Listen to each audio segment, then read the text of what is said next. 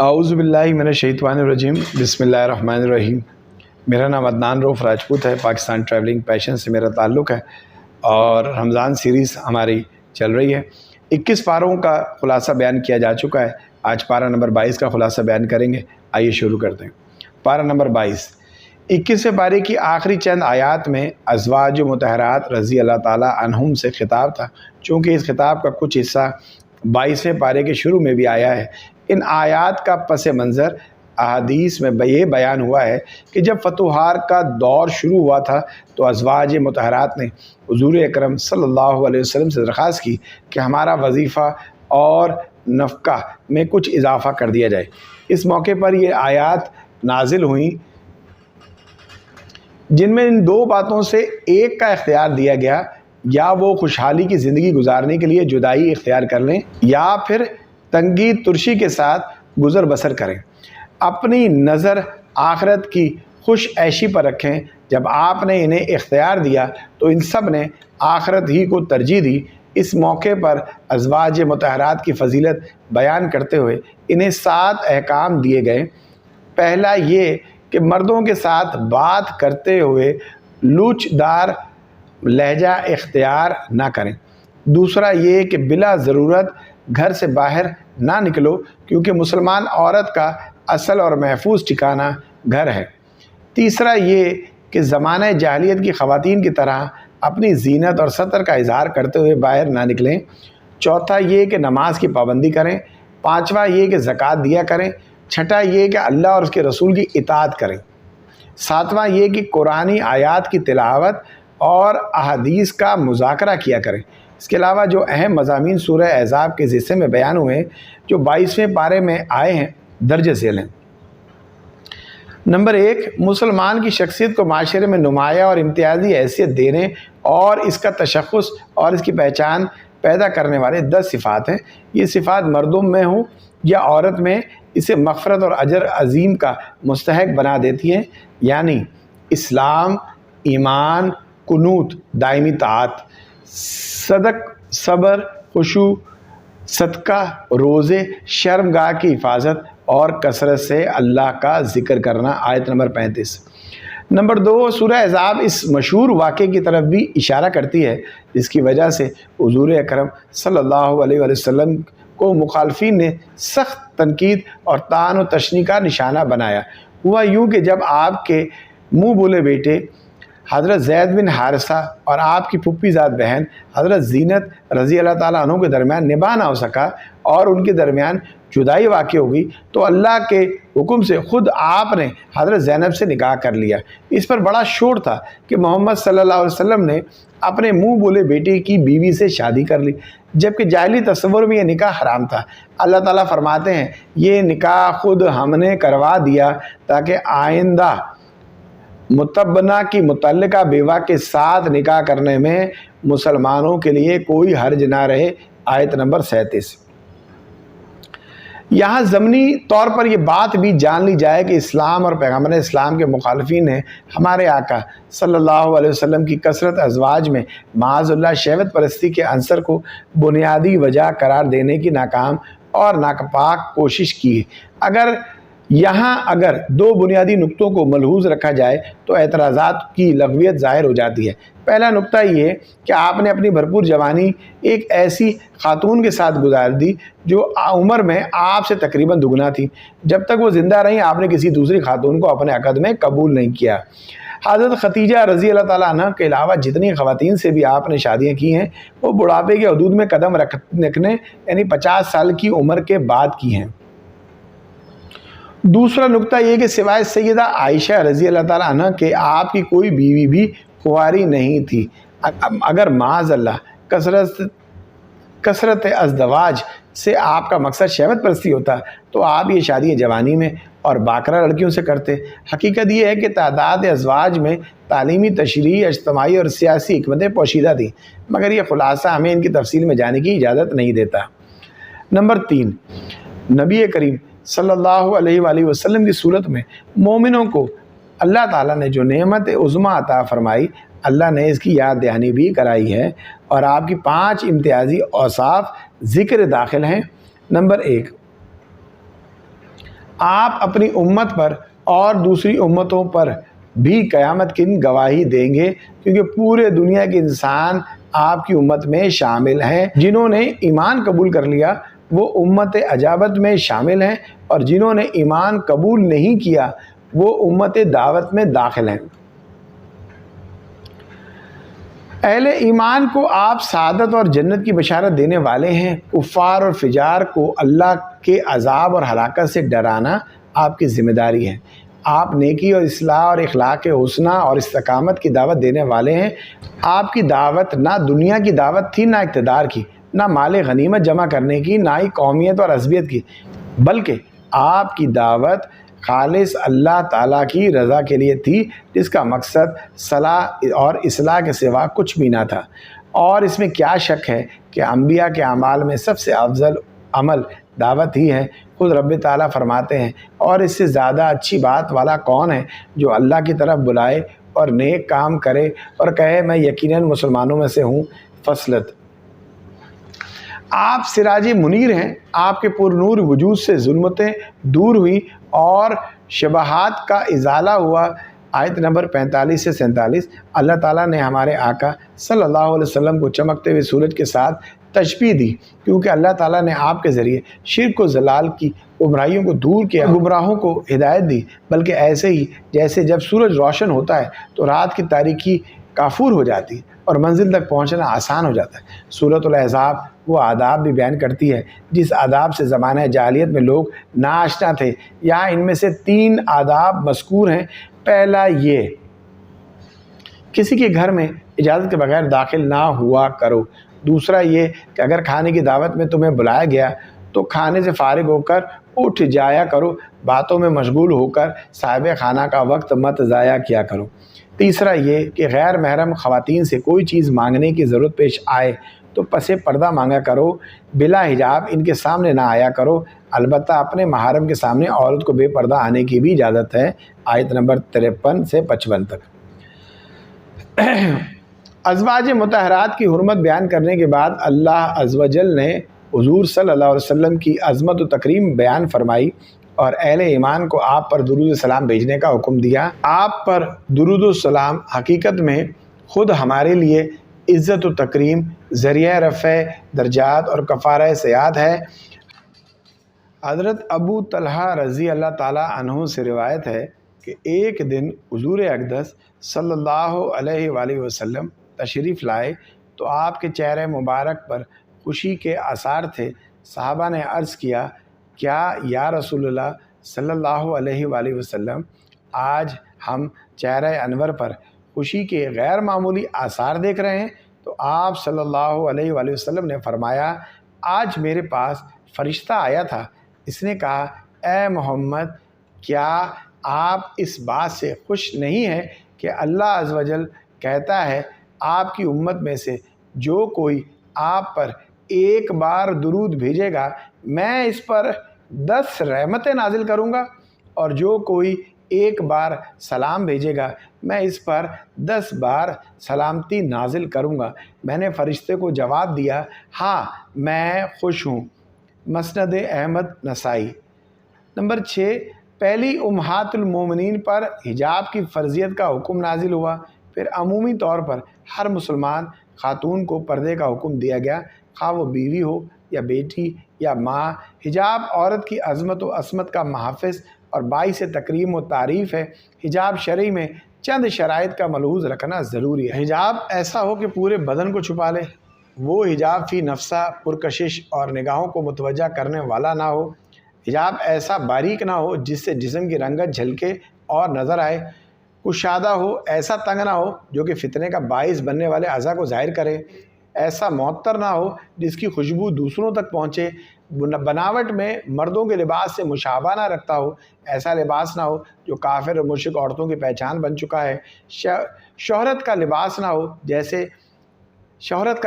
ہو جسے محض شہرت کے لیے پہنا جائے۔ حدیث میں اس پر سخت وعید آئی ہے۔ نمبر 7، सूरत के अख्ताम पर फ़राइज़ और वाजिबात और शरई अहकाम की अहमियत बयान की गई है। ये अहकाम इस अमानत का हिस्सा हैं जो अल्लाह ने बंदों को सौंपी है। आसमानों और ज़मीनों और पहाड़ों ने इस अमानत का बोझ उठाने से इनकार कर दिया था क्योंकि इनके अंदर ये बोझ उठाने की सलाहियत ही न थी। लेकिन चूँकि इंसान को अल्लाह ने अक्ल व फ़िक्र और खैर व शर के दरमियान तमीज़ करने की सलाहियत अता की है तो इसने इस बोझ को उठा तो लिया मगर इसका हक़ अदा ना कर सका। सूरह सबा मक्की है। इसमें 54 आयात 6 रुकू हैं। इस सूरत की इब्तदा अल्लाह अज़्ज़वजल की हम्द व सना से होती है जिसने सारे मखलूक को पैदा किया, कायनात के लिए मुस्तहकम निज़ाम कायम किया, निज़ाम आलम की तदबीर की, इसे हर चीज़ की खबर है और इसका कोई अमल भी हिकमत से खाली नहीं। इसके बाद मुशरिकीन के बारे में बताया गया है वो हिसाब व जज़ा और मरने के बाद की ज़िंदगी का इनकार करते हैं। अल्लाह ने अपने नबी को हुक्म दिया, आप अपने रब की कसम खा कर कहें कि क़यामत आकर रहेगी, नेकोकारों को जज़ा और बदकारों को सज़ा ज़रूर मिलेगी। इसके अलावा जो अहम मज़ामीन सूरह सबा में मज़कूर हैं वो दर्ज झेल हैं। नंबर 1, हज़रत दाऊद, हज़रत सुलेमान अलैहिस्सलाम और अहले सबा पर अल्लाह ताला ने अपनी नेमतों का तज़किरा फरमाकर गोया शाकिर और काफिर का तकाबुल और मवाजना किया है। अव्वल ज़िक्र दोनों अल्लाह के नबी और ज़ाकिर और शाकिर बंदे थे। हज़रत दाऊद अलैहिस्सलाम को अल्लाह ने हद इजाज़ तक पहुँचा हुआ सूती जमाल अता फरमाया था। वो जब अल्लाह की तस्बीह करते थे तो पहाड़ और परिंदे भी इनके हमनवा बन जाते थे। वो जब ज़बूर पढ़ते थे तो जो जानवर इनकी किरत सुनता था इस पर गिरिया तारी हो जाता था। अल्लाह ने इनके लिए लोहा नरम कर दिया, वो इसे जिस तरफ चाहते मोड़ लेते और जो कुछ चाहते से बना लेते थे। इन्होंने कारखाना बना रखा था जिसमें लोहे के मजबूत ज़रें बनती थी। इसे दुनिया की पहली स्टील मिल भी करार दिया जा सकता है। जैसे अल्लाह ताला ने हज़रत दाऊद अलैहिस्सलाम पर खुसूसी इनामात किए थे यूं ही हज़रत सुलेमान अलैहिस्सलाम को खूब नवाजा था। इन्हें अल्लाह ने परिंदों की बोलियां सिखाई। इनके लिए तांबा बहते हुए चश्मे की शक्ल इख्तियार कर जाता, इससे जो चाहते बासहूलत बना लेते। जिन्नात इनके ताबे थे, इनसे आप तामीरात और हमल और नकल के मुश्किल तरीन काम लेते थे। इनके लिए हवा को मस्खर कर दिया था। आजकल जैसे हवाई जहाज़ होते हैं यूं ही आपका हवाई तख्त था जो 2 माह की मुसाफत दिन के थोड़े से हिस्से में तय कर लेता था। अल्लाह ताला की इन मुहैयर अलकौल नेमतों के बावजूद दोनों बाप बेटे फ़ख्र गुरूर का शिकार ना हुए और ज़िक्र शुक्र से एक लहज़ा के लिए भी गाफिल ना हुए। जबकि अमूमी सूरत इंसान की यही रही है कि अल्लाह ताला के बंदों में से शुक्र करने वाले बहुत थोड़े हैं। दूसरा किस्सा जो यहाँ बयान हुआ है वो अहले सबा का है। पहला किस्सा अगर अहले शुक्र व ईमान के लिए रोशन मीनार था तो दूसरा किस्सा अहले कुफ्र व असियान की तारीक झलक है। अहले सबा को रिज़्क़ फरवानी, सेहत अफ़ज़ा आबो हवा, ज़रख़ेज़ ज़मीन, फलदार बागात जैसी नेमतें अता की गई। तवील मुसाफत तक दूरिया बागात चले जाते थे, ना गर्मी और ना धूप सताती थी और ना ही भूख परेशान करती थी। पानी ज़ख़ीरा करने के लिए एक डैम भी था जिसे सदमारब के नाम से याद किया जाता है। लेकिन इन्होंने इन नेमतों का शुक्र अदा ना किया बल्कि नाशुक्री पर उतर आए। फिर वही हुआ जो हर नाशुक्री कौम के साथ होता है, बंद टूट कर अजाब की सूरत इख्तियार कर गया और इसके पानी ने तबाही मचा दी। बागात और बस्तियाँ खसो खाशाक बनकर बह गई। जहाँ फल और फूल थे वहाँ झाड़ झंकार के सिवा कुछ भी ना बचा और अहले सबा का जिक्र सिर्फ दास्तानों में रह गया। आयत नंबर 15 से 21 तक। नंबर 2, इस सूरत में मुसलसल मुशरकीन के अकायद व नज़रियात की अकली और नकली दलाइल से तरदीद और तौहीन है। कभी इनसे कहा गया है कि बुलाओ उनको जिन्हें तुम्हें अल्लाह के सिवा हाजित रवा और मुश्किल कुशा समझते हो, देखते हैं कि वो तुम्हें क्या फ़ायदा पहुँचाते हैं।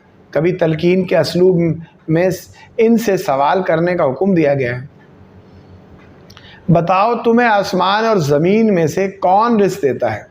कभी ये सवाल किया गया जिन्हें तुम अल्लाह के साथ इबादत में शरीक समझते हो, ज़रा इन्हें सामने तो लाओ ताकि मैं देखूं कि इनके अंदर कौन सी ऐसी सिफ़त पाई जाती है जिसकी वजह से वो इबादत के मुस्तहक बन गए हैं।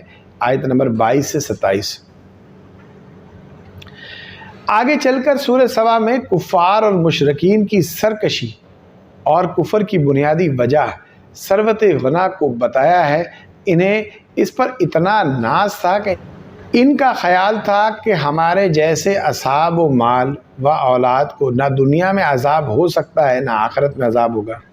قرآن کے الفاظ میں وہ کہتے تھے ہم اموال و اولاد کے اعتبار سے تم سے زیادہ ہیں اور ہمیں عذاب نہیں دیا جائے گا۔ وہ آخرت کے معاملے کو بھی دنیا پر قیاس کرتے تھے۔ ان کا خیال تھا کہ جیسے اللہ تعالیٰ نے انہیں دنیا کی وسعت اور خوشحالی عطا فرمائی، یہی معاملہ ان کے ساتھ آخرت میں بھی کیا جائے گا۔ انہیں جواب دیا گیا کہ فرما دیجئے کہ میرا رب جس کے لیے چاہے روزی کشادہ کر دیتا اور تنگ بھی کر دیتا ہے، لیکن اکثر لوگ نہیں جانتے۔ سبا آیت نمبر 36۔